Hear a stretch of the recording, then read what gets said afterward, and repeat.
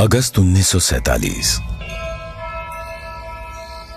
Madras presidency, Tamil Nadu. विशिष्ट लोगों का एक समूह अपने जीवन काल की एक ऐतिहासिक यात्रा की तैयारी कर रहा था। उन्हें एक महत्वपूर्ण कार्य संपन्न करने के लिए आमंत्रित किया गया था। एक शासक से दूसरे शासक को सत्ता हस्तांतरण की प्रक्रिया को विधि विधान के साथ पूर्ण करने का कार्य सौंपा गया था। किस दिशा में कूच कर रहे थे ये लोग? दिल्ली। भारत अपनी स्वतंत्रता के समीप था। ब्रिटिश शासन से मुक्ति की बेला थी। स्वराज के लिए संघर्ष में हजारों गिरफ्तार हुए और मारे गए, और दशकों बाद राष्ट्र अपनी लक्ष्य के समीप था। वो लक्ष्य था स्वाधीनता, स्वतंत्रता। अब अंतिम वाइसरॉय लॉर्ड माउंटबेटन को एक महत्वपूर्ण कार्य करना था, भारतीयों को उनका स्वराज्य सौंपने का कार्य। परंतु उनके सामने एक सवाल था, स्वराज्य को किस प्रकार सौंपा जाए? ऐसे में हाथ मिलाने की रस्म शायद ही काम आए। तो इस गौरवशाली क्षण के प्रतीक के रूप में कौन सी रस्म अपनाई जाए? उन्होंने पंडित जवाहरलाल नेहरू के सामने अपना ये सवाल रखा। यह एक उचित सवाल था जिसके बारे में विचार विमर्श की आवश्यकता थी। नेहरू जी ने यह प्रश्न जाने माने स्वतंत्रता सेनानी श्री सी राजगोपालाचारी के सामने रखा, जिन्हें राजा जी के नाम से जाना जाता था। वे तमिलनाडु से थे। नेहरू राजा जी की विद्वता और भारतीय परंपराओं और सभ्यताओं पर उनके ज्ञान का सम्मान करते थे। राजा जी को इसका समाधान भारत के गौरवशाली अतीत में मिला। तमिलनाडु के चोला साम्राज्य में, जो भारत के प्राचीनतम और दीर्घकाल तक चलने वाले साम्राज्यों में से एक था, एक चोला सम्राट से दूसरे सम्राट को सत्ता का हस्तांतरण नीति परायणता के प्रतीक अर्थात सेंगोल सौंप कर किया जाता था। भगवान शिव के आशीर्वाद का आवाहन करते हुए उस समय के महंत द्वारा सेंगोल को आशीष प्राप्त होता था। क्योंकि चोला शिव के प्रबल भक्त थे, उनके द्वारा स्थापित हजारों वर्ष पुराने मंदिरों में आज भी पूजा की जाती है। राजा जी ने इसी परंपरा और समारोह के आयोजन की सलाह दी, जिसे नेहरू जी ने स्वीकार किया।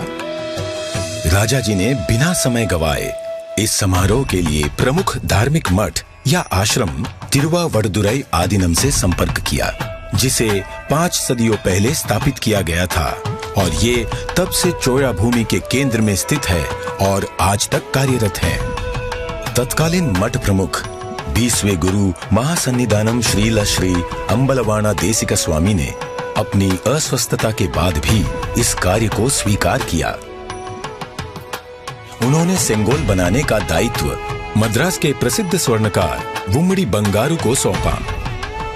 सेंगोल के शीर्ष पर नंदी विराजमान थे, जो कि शक्ति, सत्य और न्याय के प्रतीक हैं। सेंगोल बनाने के समय को याद करते हुए 96 वर्षीय श्री वुम्मड़ी एतिराजुलु कहते हैं, आदिनम किसी की सिफारिश पर हमारे पास सेंगोल का निर्माण का न्योता लेकर आए थे। उन्होंने हमें इसके चित्र दिखाए। यह एक गोल लंबाकार वस्तु थी, जिसे बिल्कुल वैसे ही बनाना था। यह एक महत्वपूर्ण स्थान पर जा रहा था, इसलिए उच्च गुणवत्ता आवश्यक थी। हमें इसके निर्माण का आदेश मिला। यह चांदी से बना था, जिस पर सोने की परत थी। आधीनम के सानिध्य में इस निर्माण से जुड़कर मैं बहुत ही प्रसन्न था। स्वतंत्रता सबके लिए गौरवशाली क्षण था, पर आधीनम द्वारा हमें सेंगोल निर्माण का दायित्व सौंपने से उस क्षण का महत्व बढ़ गया था। परम पावन मठ प्रमुख ने उप प्रमुख श्रील श्री कुमारस्वामी तंबिरान, आदिनम के ओदुआर विशेष गायक माणिक्यम और नादस्वर विद्वान TN राजरत्नम पिल्लई को आयोजन संपन्न कराने का दायित्व सौंपा। ये दल एक विशेष विमान से दिल्ली पहुंचा। 14 अगस्त 1947 की रात्रि को श्रील श्री कुमारस्वामी तंबिरान ने रीतिनुसार सेंगोल को लॉर्ड माउंटबेटन को सुपुर्द किया। और लॉर्ड माउंटबैटन से उसे पुनः स्वीकार किया। तत्पश्चात सेंगोल पर पवित्र जल छिड़का गया। शोभा यात्रा के रूप में इसे पंडित जवाहरलाल नेहरू के पास ले जाया गया। इस अवसर पर ओदुवार ने तमिल संत तिरुज्ञान संबंदर द्वारा रचित कोलर पदिगम से श्लोकों का पठन किया। महंत ने नेहरू जी को पीतांबर पहनाते हुए उन्हें रीतिनुसार सेंगोल सौंपा।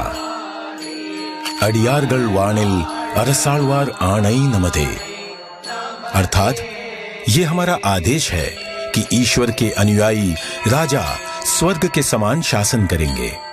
इस वाक्य से श्लोक का समापन हुआ।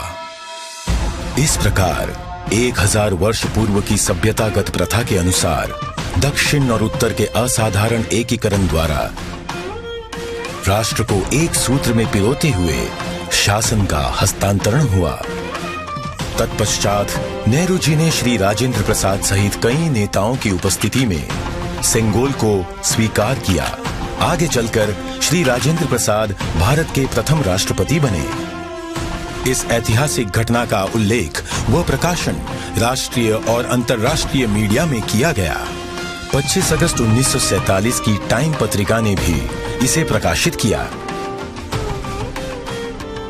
हस्तांतरण की प्रक्रिया के पश्चात पंडित जवाहरलाल नेहरू ने 14 अगस्त 1947 की मध्य रात्रि को अपना विश्व विख्यात भाषण राष्ट्र के नाम संबोधित किया।